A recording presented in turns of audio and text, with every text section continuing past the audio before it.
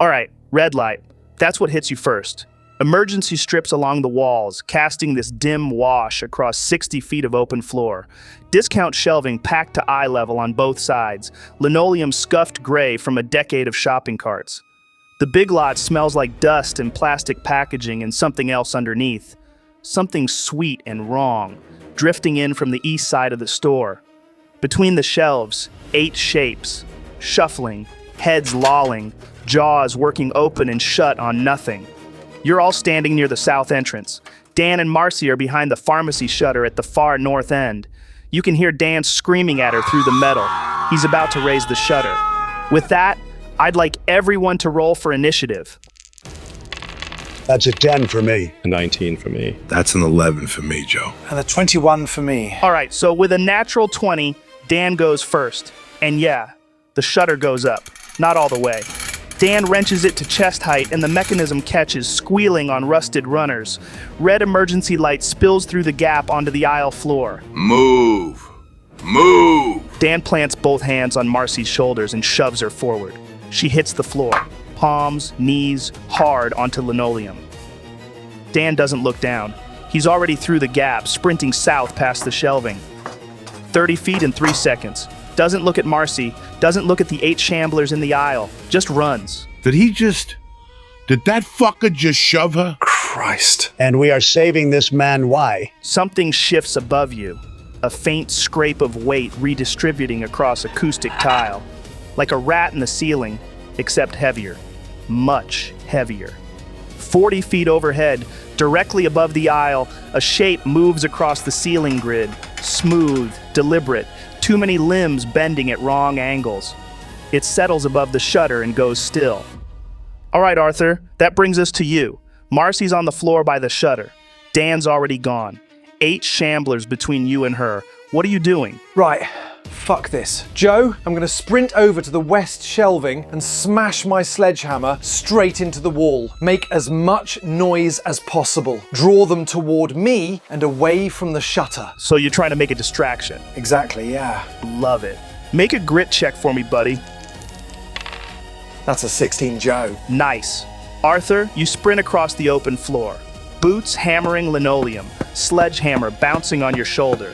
20 feet of nothing between you and the nearest shambler, and you blow right past it.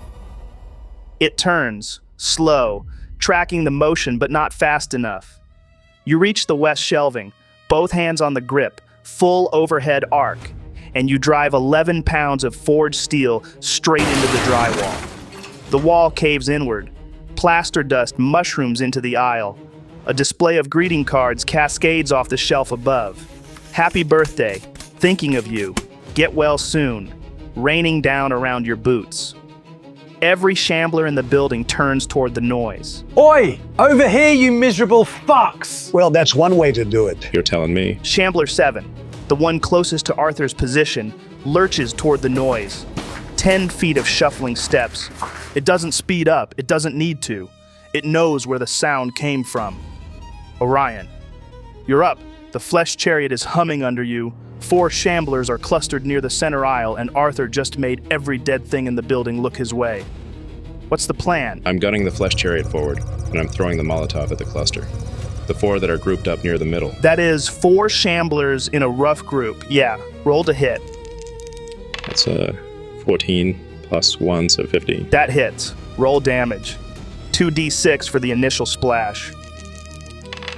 4, total of 4. Straight ass. The flesh chariot lurches forward with a whine of overtaxed motors. You stand up on the seat, arm back, and let the bottle fly. Glass shatters against the floor right in the middle of them. For half a second, there's just the gasoline, spreading in a clear pool across the linoleum, catching the red emergency light. Then the rag catches. Blue-orange fire crawls outward in a widening circle. 5 floor tiles become a lake of flame. The heat hits your face before the light does. The nearest shambler's clothing catches first. A polyester shirt goes up like tissue paper, then the skin. 4 of them, all burning. They don't react, they don't scream. They just keep shuffling, trailing fire behind them like they don't know they're on fire. Fire in the hole! A little late on the call out there, bud. Fucking hell. The fire does what fire does. The zone ticks. Anything standing in those 5 cells of burning linoleum takes the heat, and S3 takes the worst of it. The flames lick up its legs, into the clothing, finding fuel in everything the shambler is wearing. Its skin blackens along the forearms. Blisters rise and split. It keeps walking. The smoke is black now, thick, chemical, burning polyester and something worse underneath. That sweet, heavy smell of cooking meat that makes your stomach clench because part of your brain recognizes it as food. The burning ones push forward. S4 stumbles through the fire zone, trailing orange ribbons of flame from its clothes. Burns for another hit of damage, keeps shambling east. S2 follows, fire eating into its shoulder, one arm hanging limp and blackening. Both of them leaking smoke as they shuffle out of the fire and toward the party. They're slow. They're on fire, and they do not care. All right, Vinnie, you're up. The fire's spreading. Arthur's got the west wall. Orion just lit up the center aisle. What are you doing? All right. Joe, I'm charging from the east side. Crowbar in one hand, sledgehammer in the other. And I'm smashing the crowbar off the metal shelf brackets, making noise, drawing them away from the shutter, away from Marcy. So another distraction. From the opposite side of Arthur? No! Look, I'm going here, near him, amplifying the booming. Love it.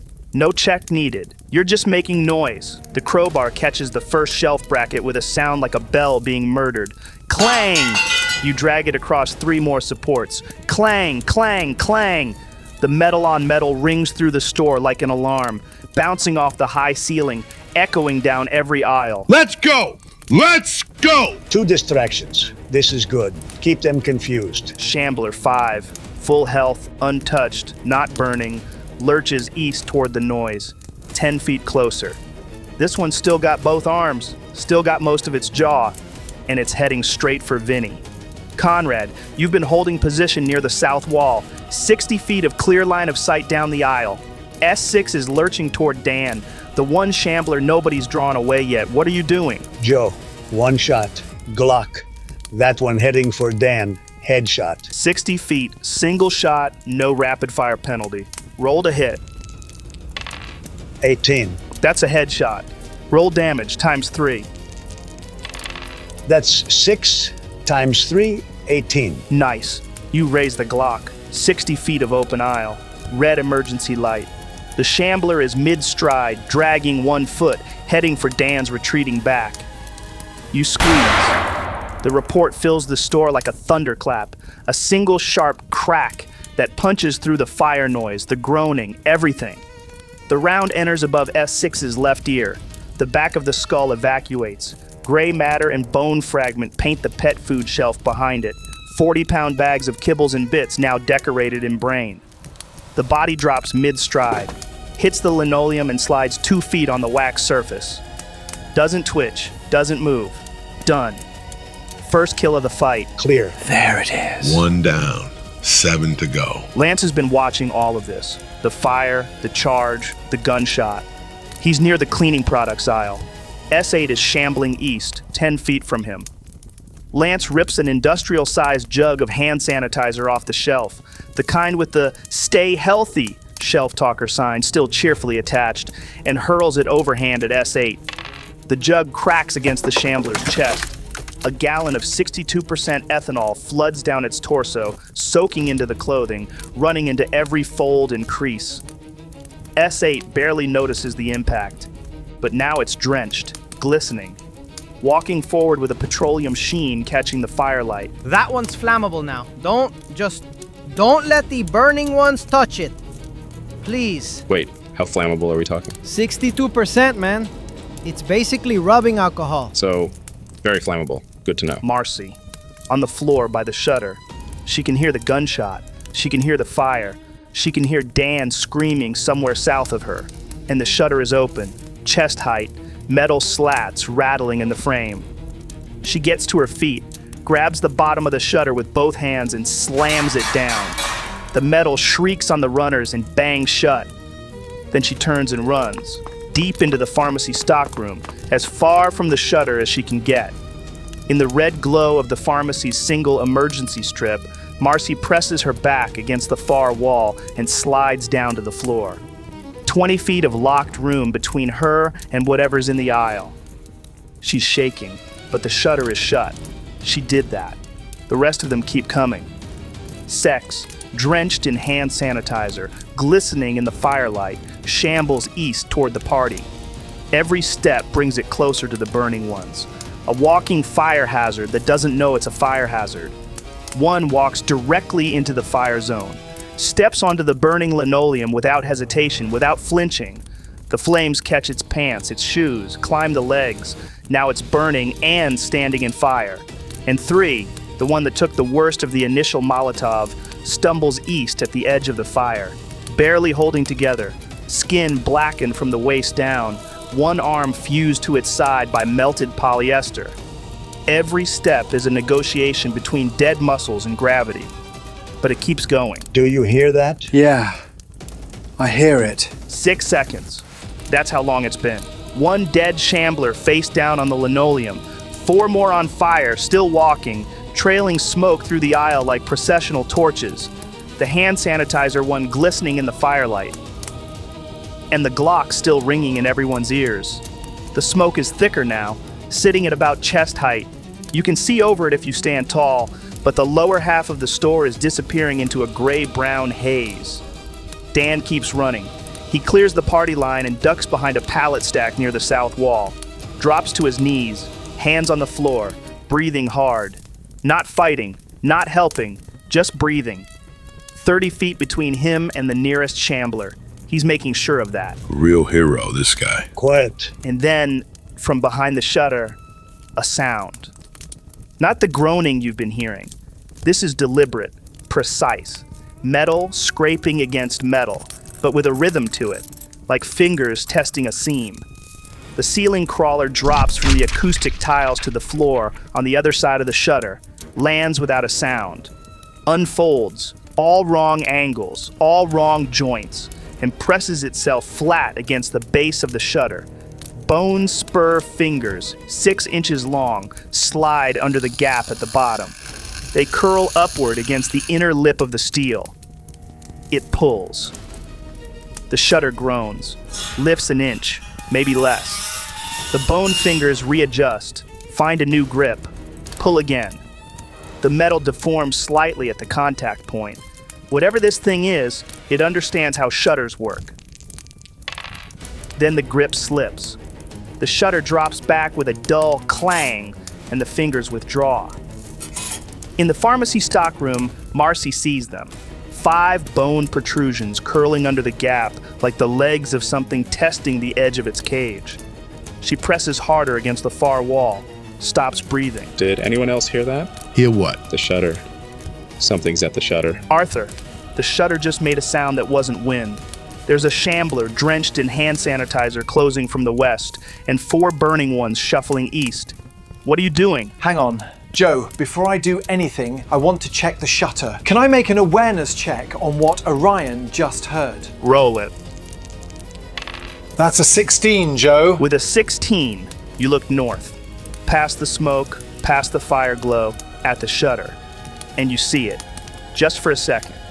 At the base of the shutter, in the shadow, where the emergency light doesn't quite reach, something that isn't a hand, but is shaped like one, bone-colored, too many joints, pressed flat against the metal, and then gone. All right, everyone, heads up. Something's at the shutter, and it's not one of those shuffling pricks. It's something else. This ceiling creature? Has to be. The whole party's aware now. You've still got your action, Arthur. The hand sanitizer shambler is right there. Joe, I'm going for the head. Called shot. Sledgehammer right through the skull. Called headshot. All right, so here's how this works. Normally when you're shooting, you're aiming center mass. This shambler's AC is 8. That changes depending on the zombie type, but these basic walkers are easy to hit. Roll 8 or higher, that's body damage, standard. Roll 6 above that, so 14 or better, that's a lucky headshot, triple damage. Natural 20, 6 times damage. But a called shot, you're announcing, I'm going for the skull. Different rules. The AC jumps to 13. That's 5 higher than the base 8.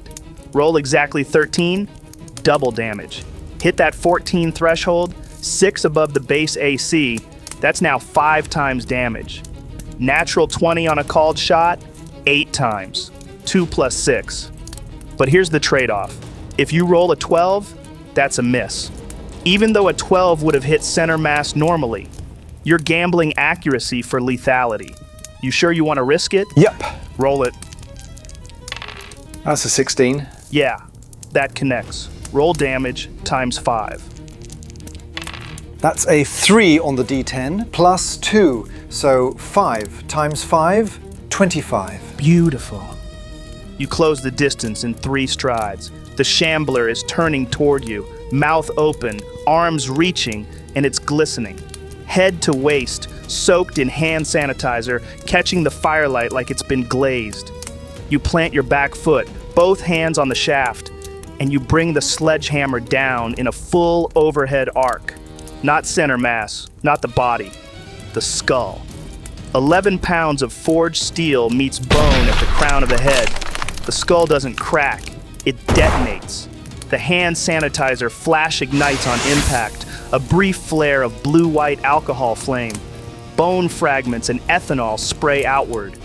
The body drops straight down, knees, then face. A wet, final sound against the linoleum. Everyone stay sharp. That thing at the shutter, it's not stupid. Called shot. Nice. Yeah, okay. Note to self. Aim for the head. The shambler nearest Arthur lurches another 10 feet closer, dragging 1 foot through broken ceiling tile fragments from Arthur's wall hit. It's fixated now, locked on, head tracking Arthur's movement with that slow, relentless swivel. 10 feet between them. Orion, the one Arthur just warned about, S7, is 10 feet from him, still standing. You've got the machete, what are you doing? Joe, I'm hopping off the flesh chariot, and I'm going to hit that shambler with the machete. The one right next to Arthur. Take some pressure off him. Rolled ahead? That's a 12, plus 1, so 13. That hits. Roll damage. 5, slashing. You swing the machete in a flat arc. It catches the shambler in the side of the neck. The blade bites through dead muscle and grinds against something hard underneath. Black fluid weeps from the wound. The shambler staggers sideways, one shoulder dropping, head lolling further off center than it already was. But it doesn't go down. It turns toward you, slow. The jaw works open and shut. The neck wound is pouring something that isn't quite blood down the front of its shirt. It's still coming. That did not kill it. Hit it again? The fire zone is dying. One more round of heat. The one standing in the middle of it takes another wave. The flames surge up its torso, finding the last of the fuel in its clothing. Its face is barely recognizable now. Melted polyester fused to skin, features running together like wax. 1 round left on the zone, then the floor cools. But the ones already burning, they carry it with them. The burning pair keeps shambling east. The first one, trailing fire from both arms now, clothes reduced to blackened strips, stumbles forward and nearly goes down. Catches itself on a shelf edge, keeps moving. The fire has eaten deep. 1 more tick in its coin flip territory. The second one is worse. 1 arm is gone, not severed, melted.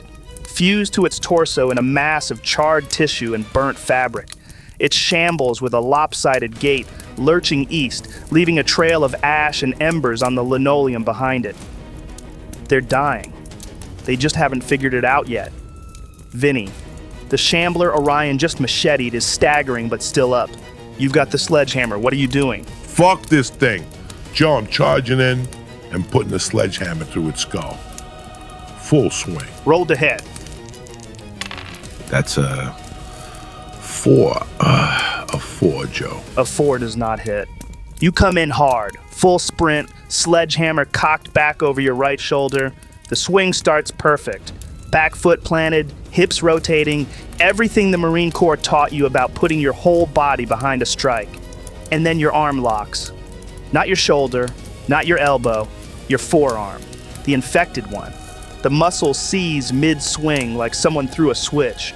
The hammer's arc goes wide. The head catches a shelf bracket on the backswing with a clang that rings through the aisle, and the momentum rips the handle half out of your grip. You stumble. The shambler doesn't even flinch. Son of a...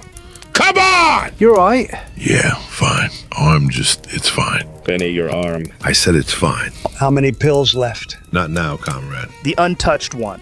Full strength, not burning, both arms working. It shambles another 10 feet east, closing the gap.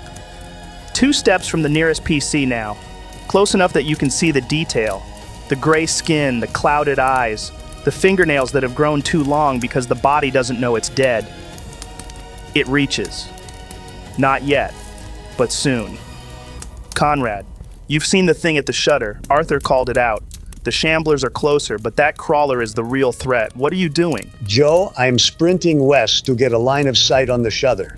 And I'm shooting it. 3 shots, rapid fire. That's a -1 to each shot for rapid fire. Roll 3 times. First, 5. Second, 4.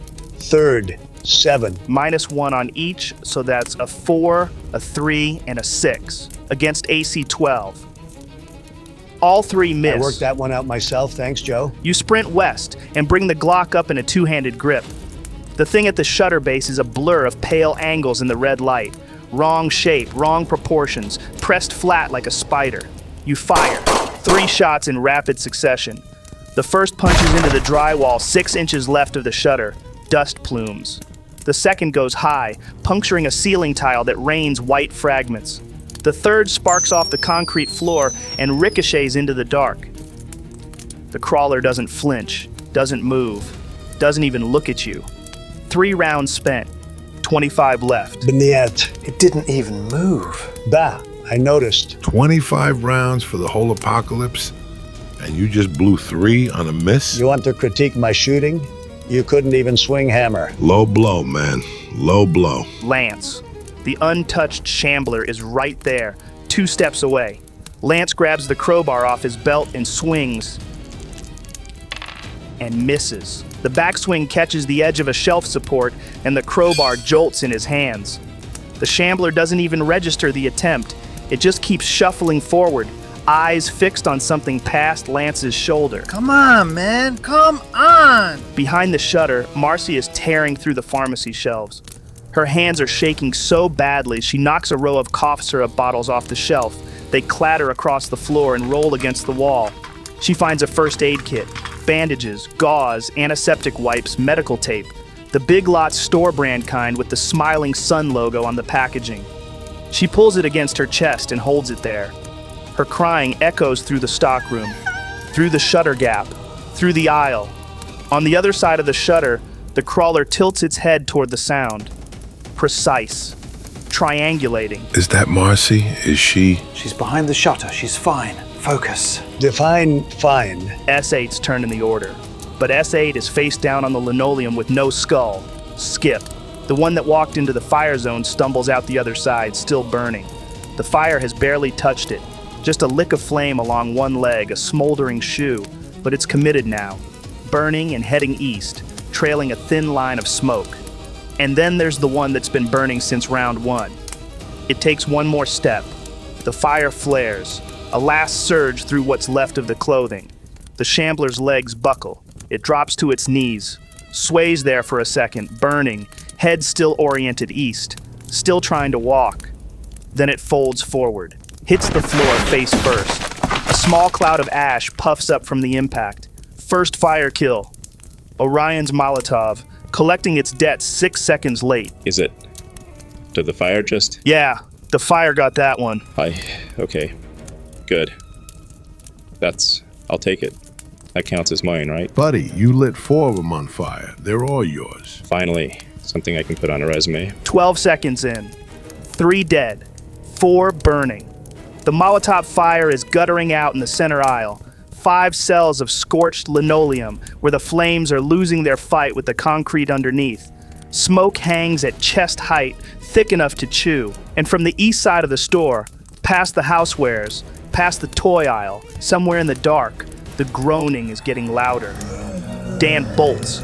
East this time, straight down the far aisle, arms pumping. He rounds a shelf corner at full speed and he stops. 8 figures fill the aisle ahead of him.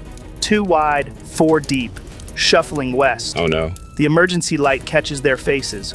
Gray skin, black mouths, heads swaying in unison. Not good. The closest one is 15 feet away. Dan's bladder lets go. A dark stain spreads down his khakis.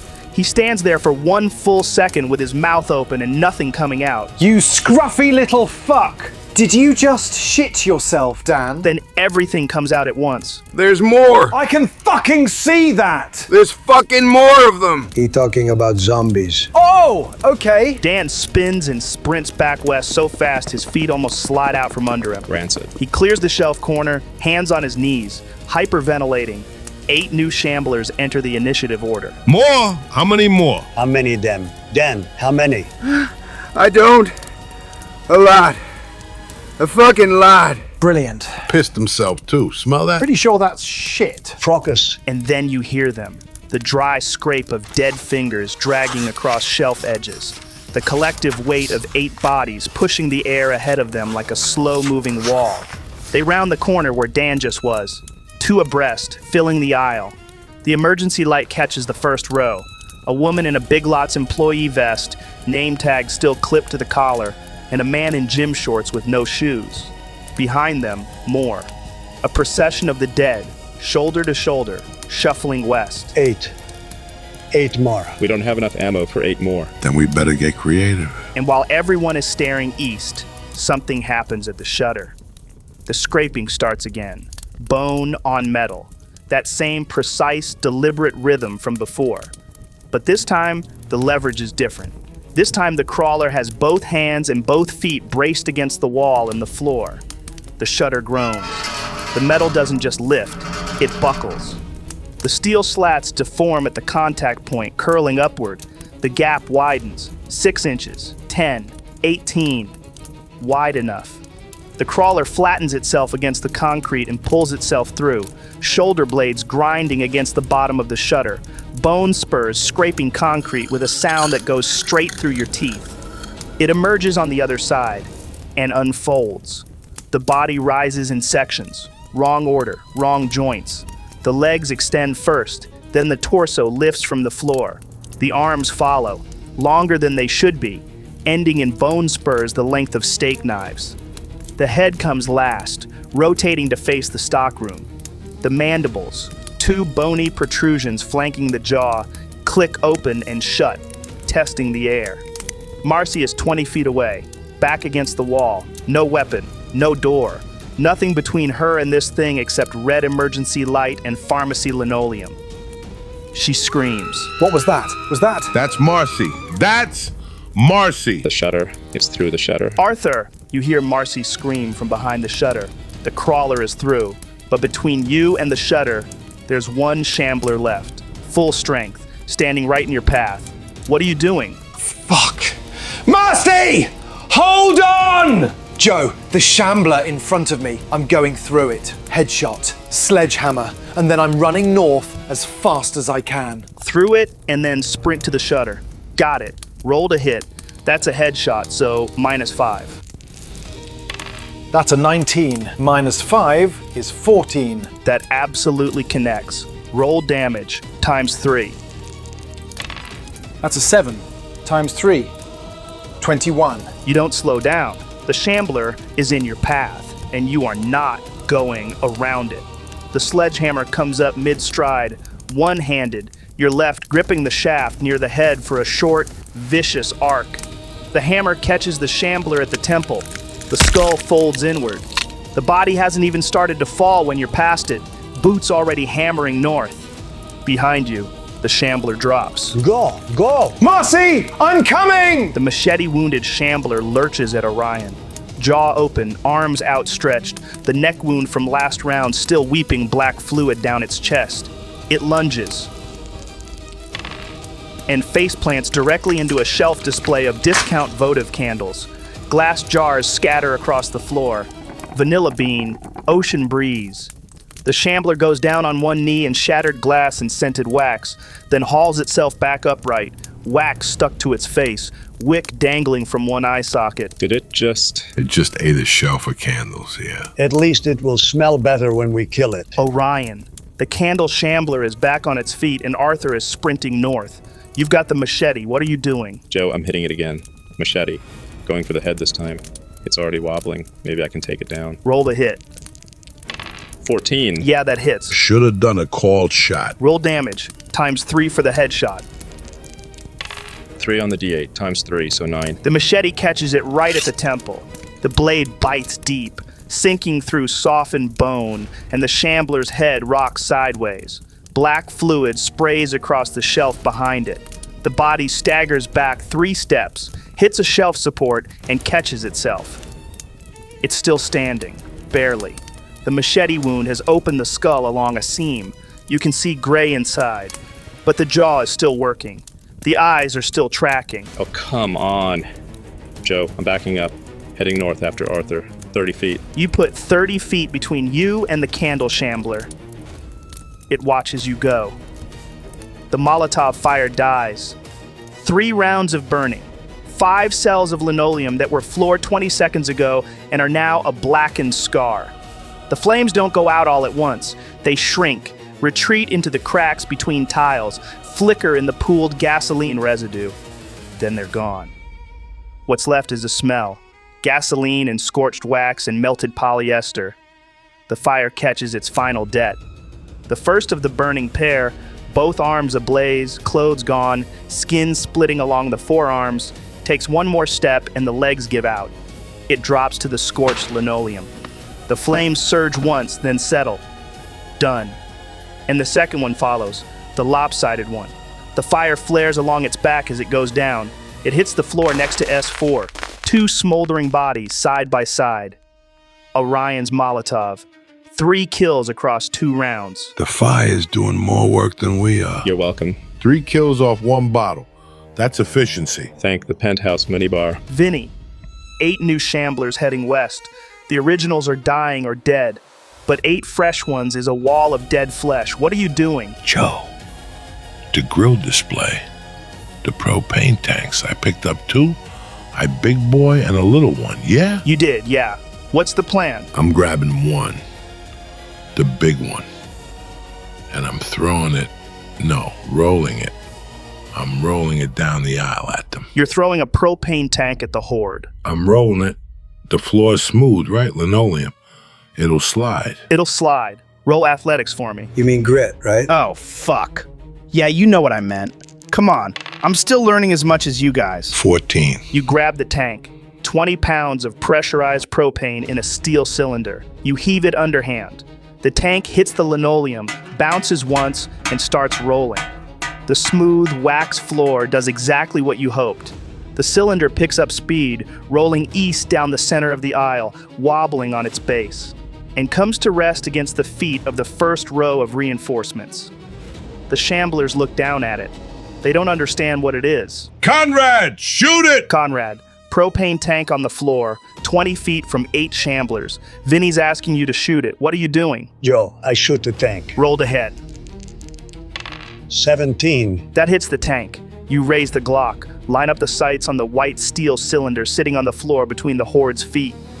One breath, squeeze. The round punches through the tank wall. And for 1 perfect second, nothing happens. The Glock shot is still ringing. The propane is hissing through the puncture hole. The shamblers are still shuffling. Conrad is still holding the pistol in a 2-handed grip. Then the vapor cloud meets the smoldering linoleum 6 feet away. You feel it before you hear it. A wall of pressure, invisible, physical. The shelving on both sides bends outward. Ceiling tiles lift in their frames. The smoke gets punched flat against the walls. Then the sound arrives. A detonation. A sound so loud it stops being sound and becomes a physical object. It fills the aisle, fills the store, fills your chest cavity. Your eardrums flex inward. The world goes cotton white. Then the fireball. White hot at the center, a sphere of light that expands faster than your eyes can track, swallowing the first 2 shamblers whole, turning them into silhouettes and then into nothing. The edges burn orange, rolling outward. Shelving warps. A display of picture frames detonates into splinters. Ceiling tiles above the blast zone don't fall, they vaporize. The 2 closest shamblers cease to exist. The blast erases them. Behind them, 6 more stagger, hit by the outer wave, clothing igniting, skin splitting from the pressure differential. All 6 of them are on fire now. All 6 of them are still standing. Then the debris. A pallet of stacked toilet paper becomes a cloud of white confetti that fills the east end of the store like a snowstorm. A shelf of kitchenware launches its contents sideways. Pots, pans, a George Foreman grill hit the far wall in a cascade of dented aluminum. The clearance sign curls in on itself like a burning leaf. Silence. Not silence, the absence of hearing. Everyone's ears are ringing. The world is a high-pitched whine and the crackle of a dozen small fires. The east end of the big lots is gone.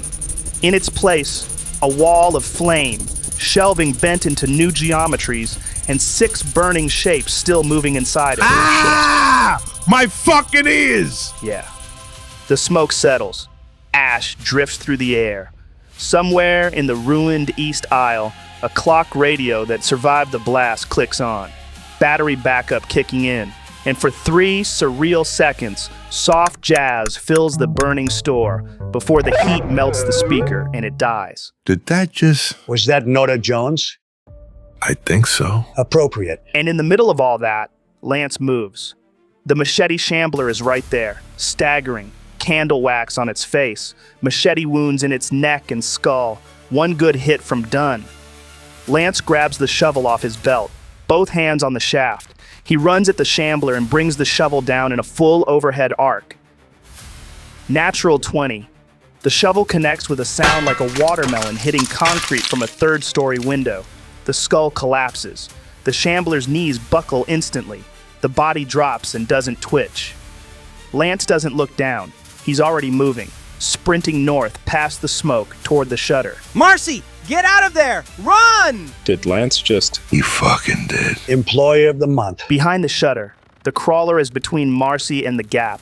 It's turning toward her, bone spurs extended, mandibles clicking, and then she hears it. Through the metal, through the smoke, a voice she doesn't know, screaming her name. You referring to me here? Yeah. Oh, cool. Marcy runs, not away from the crawler, past it.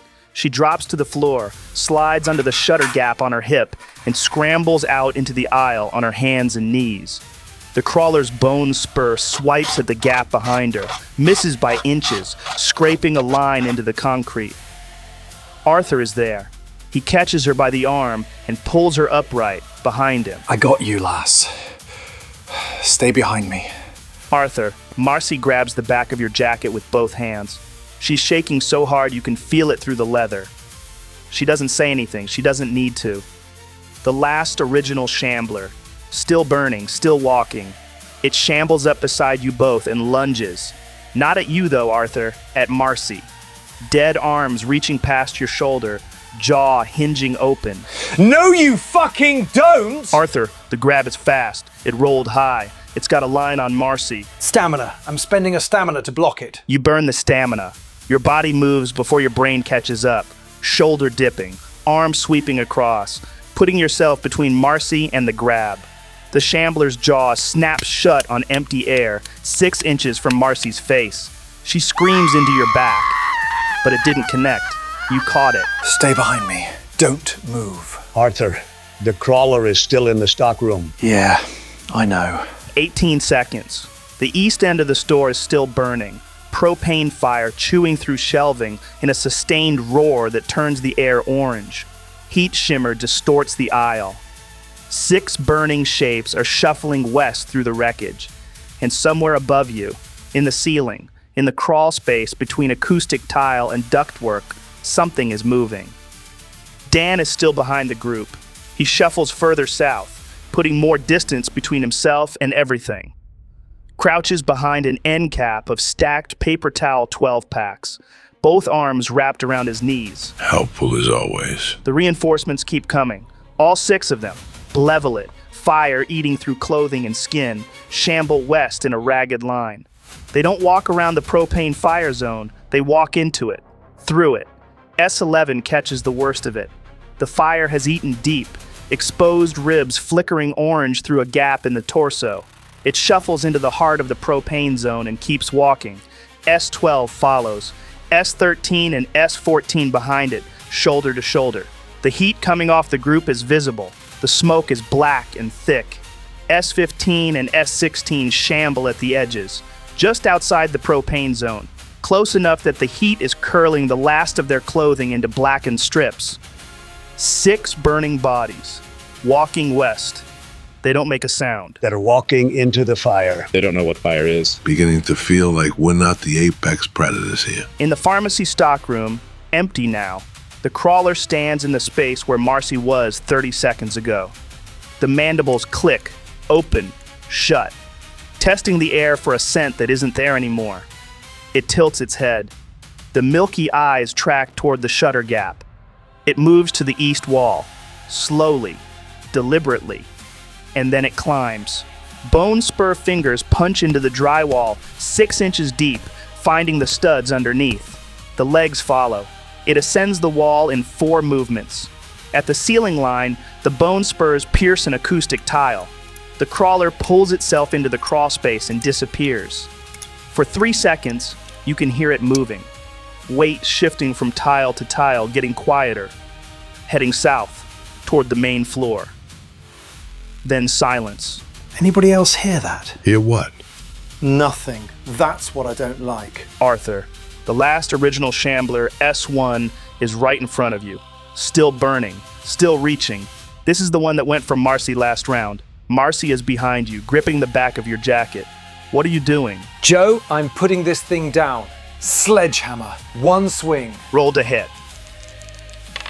That's an 11. Against AC 8. That connects. Roll damage. 6 on the D10 plus 2, 8. You step forward and bring the sledgehammer across in a flat arc, not overhead, side on. The hammer catches the shambler in the ribs. The ribs go.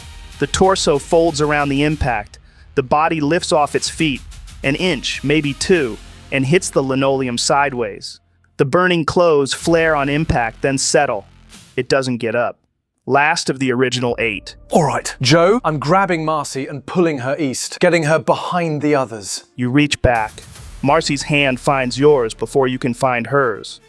You haul her east, past the burnt zone, past the shelving. That's 8 for 8 on the originals. Still got 6 burning ones coming. Da, I can count. Just making sure. You missed 3 shots earlier. I will remember that comment. Orion, the crawler just disappeared into the ceiling. 6 reinforcements are burning their way west. What are you doing? Joe, I'm sprinting west to Conrad's position.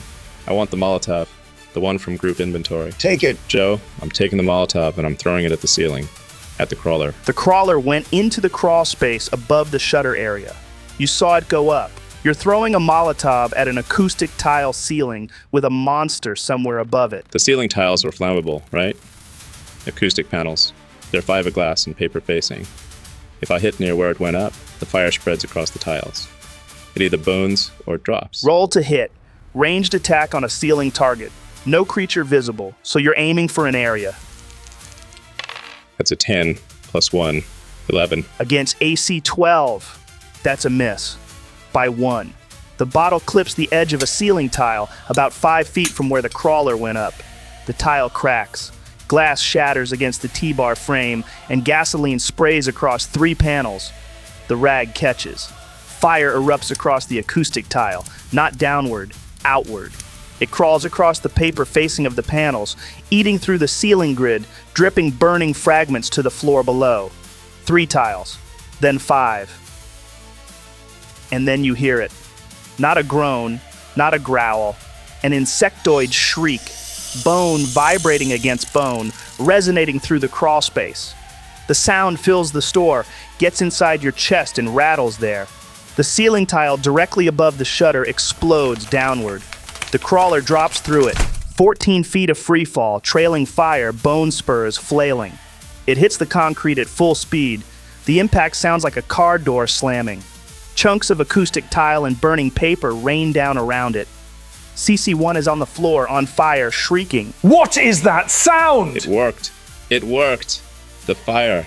It's afraid of fire. That is a very angry ceiling monster. He is on fire now. Better die? Vinnie, CC1 is on the floor near the shutter, on fire, shrieking.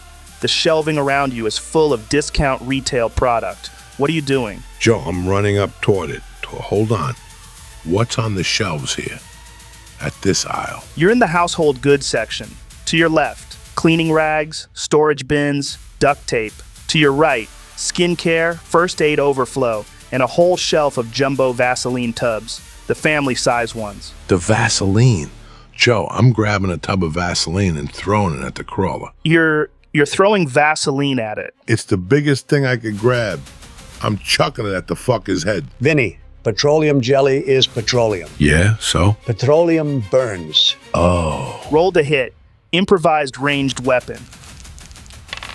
That's a 10 plus 3, 13. A 13 against AC 12. That hits. Roll damage. D4 for improvised. 15. You rip the jumbo Vaseline tub off the shelf. 2 pounds of petroleum jelly in a plastic tub the size of a coffee can. Healing and moisturizing printed across the label. You hurl it sidearm. The tub catches CC1 square on a bone spur. The plastic cracks on impact, and the contents splash across the bone spur, the chest cavity, the burning arms, everywhere. For half a second, nothing changes. Then the petroleum meets the fire. Lol. The flames on CC1's body double. The yellow-orange fire surges blue-white where the jelly coats the bone. The crawler shrieks again, louder, higher. The fire isn't just burning now, it's feeding. Is Vaseline flammable? Petroleum jelly is literally petroleum. It's very flammable. I didn't know! You didn't know petroleum was flammable. I failed chemistry, okay? Well, I mean, you did a good job, so what a neat way to learn something, eh? The crawler thrashes on the floor. The fire is eating the Vaseline like fuel. What was a small burn is now a sustained blaze, 2d6 per round instead of 1d6. You accidentally made it worse. Or better, depending on your perspective. Did Vinnie just weaponize moisturizer? I mean, technically, the petroleum content. Shut up! Conrad, the crawler is on fire and thrashing. 6 burning shamblers closing from the east. What are you doing? Joe, Glock, 1 shot at the crawler. Rolled ahead. 7 plus 2, that's a 9. Against AC 12, that goes wide. The round punches into the linoleum 3 feet to the crawler's left. Bliatz, 4 misses now. I will shoot you next. You probably miss anyway. The round is wasted, but Conrad doesn't holster the Glock. He keeps it up, both hands on the grip, scanning east. Orion, keep it burning. Whatever you have to throw, keep that thing on fire. Arthur, get Marcy behind us, now. Copy. On it. What about me? You throw more Vaseline, is working. The propane fire collects. The 4 shamblers that walked into the zone don't walk out. S11 takes the full force. The fire surges up through the exposed rib cage, and the body drops mid-stride. S12 goes next. S13 catches a wave of heat and drops to its knees, then topples sideways. S14 stands for 3 seconds longer, takes 1 more step west, then the legs give out. 4 bodies. Same stretch of burning aisle. 4. The fire just killed 4 of them. And then there were 2. Lance. He's been standing near the cleaning products aisle, crowbar in one hand. CC1 is burning near the shutter, 2 shamblers still standing. And Marcy is behind Arthur, 30 feet north. Lance runs, not at the crawler, not at the shamblers, straight north, past the smoke, past the burnt shelving, closing the distance to where Arthur has Marcy, 30 feet in a dead sprint. He unslings the shovel from his back, holds it out to Marcy, handle first. Take this. Stay behind me. Marcy stares at the shovel, at Lance. Her hands are shaking. She takes it. Lance pulls the crowbar off his belt, both hands, faces north. The crawler is somewhere in the dark past the shutter, on fire, shrieking, and Lance is standing between it and the only person in this building who hasn't tried to hurt anyone. Nobody gets past me. Hell yeah, Lance. Atta boy. Marcy runs east, past Lance, past Arthur, past the burnt zone. She gets behind the group, drops into a crouch behind a pallet stack. The shovel handle presses a white line into her forearms, but she's alive. She's behind the line, and she's holding something that could fight back. 24 seconds, 14 dead. The east aisle is a crematorium. Propane fire still chewing through shelving, smoke boiling against the ceiling. 2 shamblers still burning at the edges, and the crawler is on the main floor near the shutter, on fire, Vaseline-coated, shrieking in a frequency that makes you squirm. But it's hurt. You can hear it in the shriek. Higher, thinner, less rage, more animal. Dan moves. Not toward the fight, not toward the fire, toward Marcy. He walks, doesn't run, walks, to where Marcy is crouched behind the pallet stack. She's holding the shovel Lance gave her. Dan stops in front of her, looks down, and takes the shovel out of her hands. Just lifts it, one hand on the shaft near the blade, one near the grip, and pulls. Marcy's fingers loosen, not because she lets go, but because Dan is bigger and stronger. Give me that. You're not doing anything with it. Dan turns east, plants the shovel over his shoulder, doesn't look at Marcy, doesn't look at the party. Marcy stares at her empty hands. Did he just... Leave it. We deal with him later. Later. Da. The last 2 shamblers push west, both burning, both barely holding together. S-15, fire eating through its chest cavity, shuffles another 10 feet. It's close now. Whatever was driving this one forward is almost spent, but almost isn't done. S-16 is worse, more ash than flesh. It covers 10 feet in the time it takes a healthy person to blink. It won't last another round, but it doesn't know that. The crawler burns. The Vaseline fire has done what bullets and crowbars couldn't. It's eating through the exoskeletal plating. The bone spurs are blackened, cracking.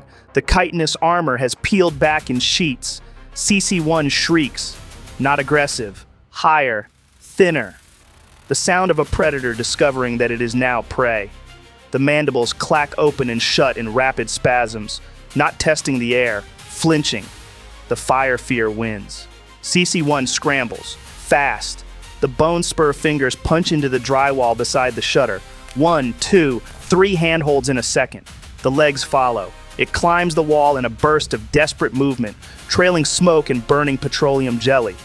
At the ceiling line, it punches through an acoustic tile, hauls itself into the crawl space and vanishes, heading north, away from the fire, deeper into the ceiling above the pharmacy stockroom. The fucking pussy's fleeing. Da. He is running into the ceiling above the room with the medicine. If it stays up there, the fire might... No, I'm not waiting for might. Arthur, CC-1 just went through the ceiling above the pharmacy. The shutter is 30 feet north of you, still bent from where the crawler pried it open, 18-inch gap at the base.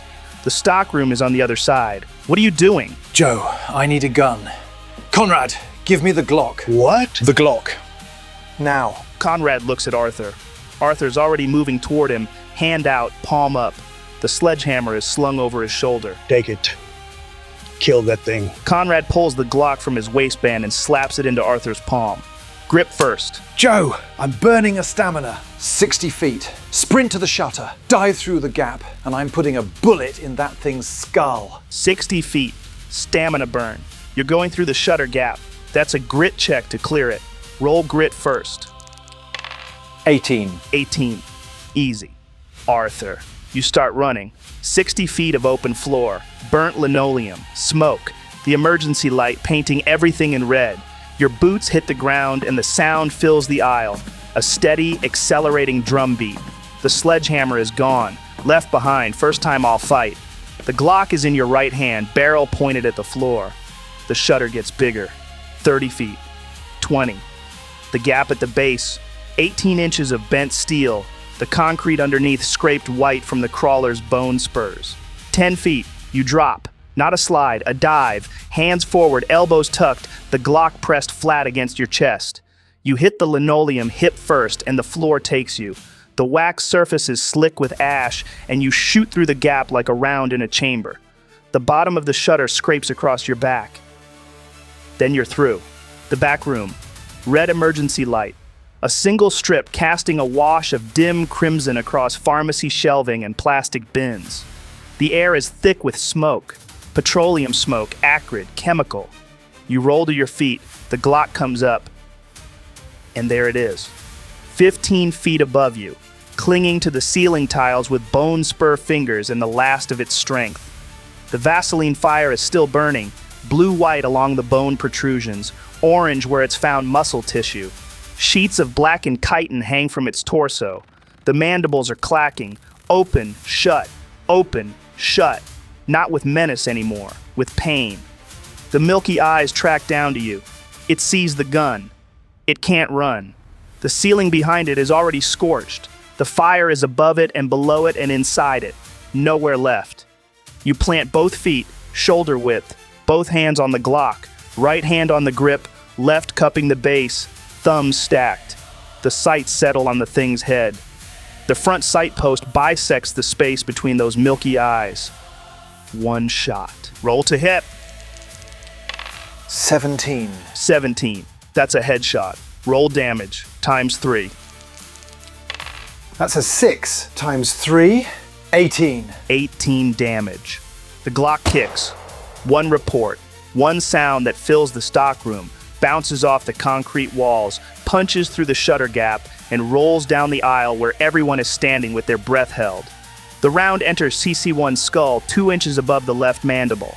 The hollow point punches through the weakened chitin, crosses the cranial cavity, and exits through the top of the skull in a spray of bone fragment and gray matter. CC1's body locks. Every limb, every joint, every bone spur driven into the ceiling tiles. For 1 full second, the crawler is a statue. A burning, smoking, frozen thing pinned to the ceiling by its own dead grip. Then the fingers open. One hand, then the other, then the feet. The body falls. 14 feet, straight down. It hits the stockroom floor with a sound like a side of beef dropping off a hook. The fire continues. The mandibles twitch once, twice, then still. Arthur stands over it, Glock up, both hands. Smoke curling from the barrel and from the body at his feet. He lowers the gun. Maybe I can aim this thing. What? What happened? I killed it with the pew-pew. Arthur, bring it back. What? The gun. Bring back my gun. Yeah, give me a second. One shot. Conrad missed 4 times, and Arthur gets a headshot first try. Is different circumstances. It was on fire. Was standing still. Fuck you, Vinnie. Orion, the shutter. You watched Arthur dive through it 30 seconds ago. You heard one shot. Joe, I want to be near Conrad and Lance. You reach the group and stop. Stare at the shutter. Vinnie, you're pulling back east, regrouping. The adrenaline that's been keeping your infected arm in check for 24 seconds of combat is starting to fade. You can feel it, the throb returning, settling into the forearm like a pulse that isn't your heartbeat. Joe, I'm moving back toward the others. Staying close. You fall in with the group. Crowbar in your good hand. Your left arm hangs at your side. We good? Are we done? 2 shamblers. Burning. Almost done. Joe, I'm holding position watching east. The 2 burning ones are still moving. You stand with your hands empty. First time since you pulled the Glock from your waistband in round 1. Arthur, the gun. Coming! Christ, give me a second. He has my gun. He has my gun and he is taking his time. He just killed the big one, Conrad. Let him breathe. He can breathe with my gun in my hand. The propane fire collects its last debt. S-16, more ember than body, steps into the heart of the zone. The flames surge up through what's left. The body crumples. No drama, just a quiet folding at the knees, and then it's on the floor, and then it's not moving. S-15 takes the edge of it. The heat rolls across and catches the fire already burning on its body. S-15 staggers. The legs buckle for a second and then catch. Still standing. Barely. And now it's on fire. Properly. The propane fire dies. The east aisle goes dark. The sustained orange roar that's been filling the store for 3 rounds drops to a crackle, then to silence. Lance. He walks over to Conrad. The kind of walk where the adrenaline has let go. He stands next to Conrad, crowbar hanging at his side. You all right? Da, fine. Just one left out there. The burning one. One shambler. Lance nods. 2 men who didn't know each other 40 minutes ago, standing shoulder to shoulder in a burnt-out discount store. Marcy. She's sitting against a shelf. The first aid kit is in her lap. Her hands are empty. The shovel is gone. Dan took it. She stares at nothing. Her hands are still shaking. 30 seconds. 16 dead. 1 left. The smoke is settling, sinking from the ceiling in slow gray layers. The propane fire is out. The Molotov fire has been out for 3 rounds. All that's left is the small, persistent fire, still eating through the last shambler at the east edge of the aisle. The store is quiet. The building talks to itself. Metal cooling somewhere in the east wing, a drip from above. The emergency lighting hums. Dan. He's standing near the party line, holding Lance's stolen shovel in both hands. The blade is pointed east toward the charred aisle. His khakis are still stained from when he pissed himself. He hasn't swung the shovel once. Is that the last one? Fuck that guy. I'm not even responding to him, Joe. Yeah, same. Nobody answers. S-15, the last one. It's 40 feet east. What's left of its clothing has fused to the body. One arm is gone below the elbow. Fire licks along the ribs. It takes one more step. The leg buckles. The knee joint gives way and the shin folds sideways. The body pitches forward, hits the scorched linoleum face first. The fire flares for a second, then settles back to a low glow. The arms don't move. The legs don't move. The jaw works open and shut once, twice, and then stops. S-15 is dead. The aisle goes quiet, properly quiet, the kind you only notice when the thing making noise stops. The low-frequency groan from 16 dead throats, gone. The shuffling, gone. The clicking of jaws, gone. The building fills in. Metal ticking as the east shelving cools. The drip, the emergency light hum, the faint creak of the building settling. The smoke drifts. Nobody speaks. Arthur is standing behind the shutter. Conrad is near the south wall, hands empty. Vinnie has his infected arm pressed against his side. Orion is on the flesh chariot, staring at where S-15 fell. Lance is standing where he's been standing, crowbar at his side. Marcy is sitting against a shelf with a first aid kit in her lap, staring at the floor. Nobody moves. The drip continues. The metal ticks. The emergency light hums. 36 seconds. That's how long it took. Hey folks, if you've been enjoying the series, the best way to support it is over on Patreon. They take the smallest cut, you'll always be notified when new episodes drop, and you can even listen screen locked. Plus, if you like watching on your TV, every post includes an unlisted YouTube link so you can still cast it straight to the big screen. Links are below, and truly, thank you for helping keep this world alive.